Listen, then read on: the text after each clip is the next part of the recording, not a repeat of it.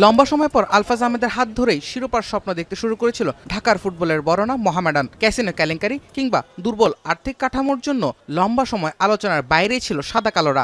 লড়তে হয়েছে অবনমন এড়াতে। তবে নিজেদের ঘরের ছেলে আলফাজ আহমেদের হাত ধরে প্রথমে ফেডারেশন কাপ, পরে লিগ শিরোপাও ঘরে এনেছে মোহামেডান। যদিও এক মৌসুম পরেই দেখতে হয়েছে উল্টো চিত্র।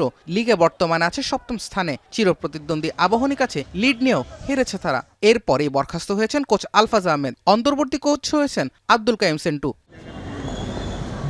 ক্লাবের পরিচালনার সঙ্গে যুক্ত সাবেক স্ট্রাইকার জসিমউদ্দিন জসি লিগে এমন অবস্থার জন্য আর্থিক সক্ষমতা না থাকাকেই দায়ী করছেন। গত বছর লিগ চ্যাম্পিয়ন দল এই বছর টিম করতে পারে নাই আর্থিক সংকটের কারণে।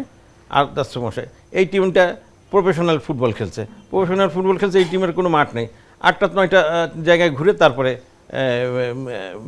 মাঠে গিয়ে প্র্যাকটিস করে। প্লেয়াররা পেমেন্ট না পাওয়ার কারণে প্র্যাকটিসে অংশগ্রহণ করতে অস্বীকার করছে।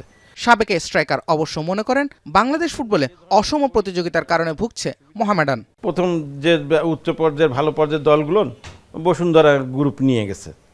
তাদের দরকার হলো যদি 15টা খেলোয়াড় হলেও তাদের একটা ভালো দল গঠন করতে পারতো, তো 30টা খেলোয়াড়ই তারা নিয়ে নিচ্ছে বাংলাদেশের সেরা। প্রথম হচ্ছে যে আপনাকে একটা প্রতিযোগিতায় অসম প্রতিযোগিতা থেকে বেরিয়ে আসতে হবে। অবশ্য নির্বাচনের পর দায়িত্ব পাওয়া নতুন কমিটি মোহামেডানের উন্নতি ঘটাতে পারবেন বলেও বিশ্বাস করেন ক্লাবের সাবেক এই খেলোয়াড়। জুবায়ের আহমেদ, এখন, ঢাকা।